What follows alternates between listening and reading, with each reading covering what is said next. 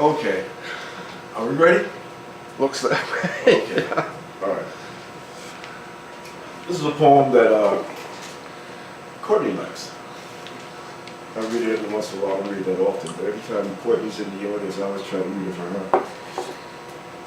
I'm still waiting for you to recite it. I mean, you made that promise a long time ago. I would love to hear another version of this I don't poem. want to butcher it. It's called Morning Cream Cheese. And it goes like this. My day breaks with a quiet lifting voice gently lifting me away from the morning haze within.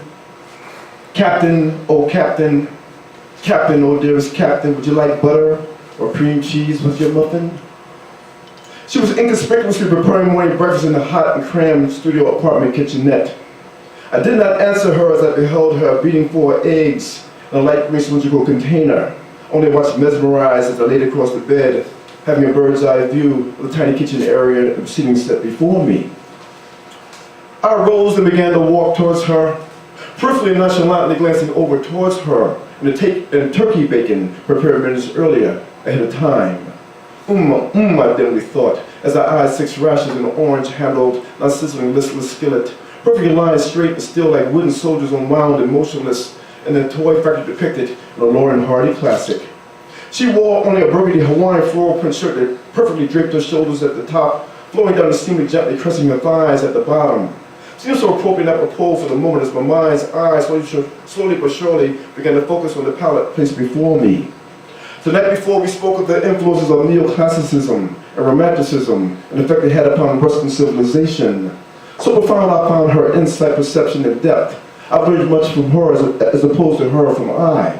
She had the uncanny ability to elucidate clearly of the labyrinth and extravagance of the ornate nature of Baroque and Rococo, and of realism and that of Art Nouveau from Cézanne to Monet, Renoir, and Giovanni Sagatini to Toulouse-Lautrec and Vincent van Gogh. But afterwards, as I recall, into the remainder of what was left of yesterday's evening came the words presto, perfecto, magnifico, words in the form of a gift, low-hanging and dangling fruit, peaches and regalia. And then, it seems as again, her voice in the question still lingering there, and morning daybreak's breakfast air, quiet and lilting, gently lifting me away from the morning haze within, as if caught in the throes of a recurring state of deja vu.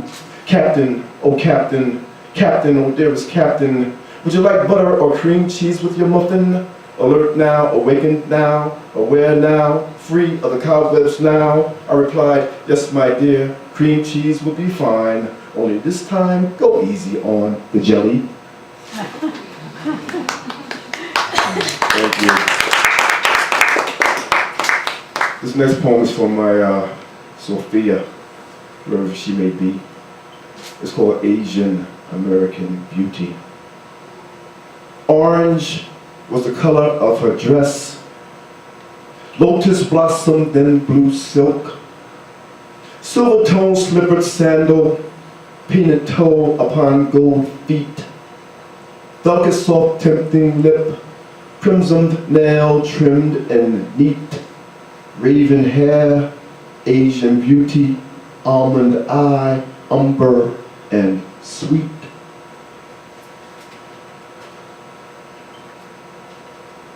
With the beautiful eyes. Demon, seek not to rest upon her sacred brow. Iris, the tint near that of paper bags, or cinnamon is best to describe. Highlights, accentuates what she already knows. To use what she got to get what she needs, I recall of a song from somewhere long ago. Redbone, a young buck obscene defines, unlike a honey of the Tupelo, the same that oozes from the combs of the honeybee. Tempt not to speak, for your words will be tied, lost in the disconnect twixt mind and tongue, and the folly, most assuredly, that will arise. This next poem is about a neighborhood girl back in the day. Her name was Rose, and I called it Vermilion Rose. It goes like this. Urban Rose, how gently may you sing, delicate vermilion red petal and supple thin-necked stem. There you bear on the one side a lone spade-shaped leaf, and singular briar thorn on the other. Its intent is purpose to prick, to wound. It just takes one ruby red drop upon the finger of a hand once set to uproot. But once the narrow crack of asphalt and concrete exists the abode, your forlorn, isolated oasis of adequate light and shade to cool, intermittent sprinklings in the dawn's early morning dew, faithfully allocated as not to deluge. God, indeed, has placed you here, apart from the harsh environs of obstructed, tar-blackened, and unforgiving asphalted plain. And finally, I fall in love too easily. I fall in love too easily. I fall in love too fast. Miles Davis stands at the edge of the crevasse. Splashes upon Jackson Pollock drippings, holiday lyrics, Bukowski, Szymanski, Picasso abstracts on the road with Jack Kerouac's Dean Moriarty, his points of departure and of no return.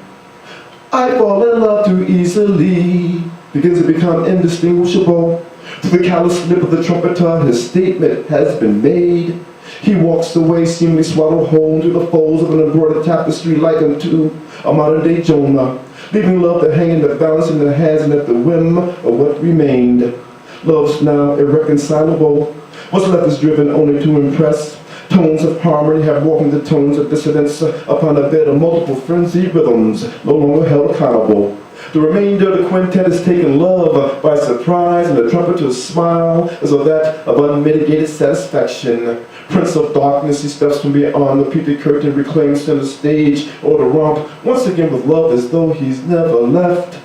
I fall in love too easily. Someone now must remind me, as Miles gives, as Miles smiles, as Miles taketh away, a final snap of approval on a 9-minute excursion that has now come to its conclusion, and love, at least for me, cannot be seen and never will be the same again.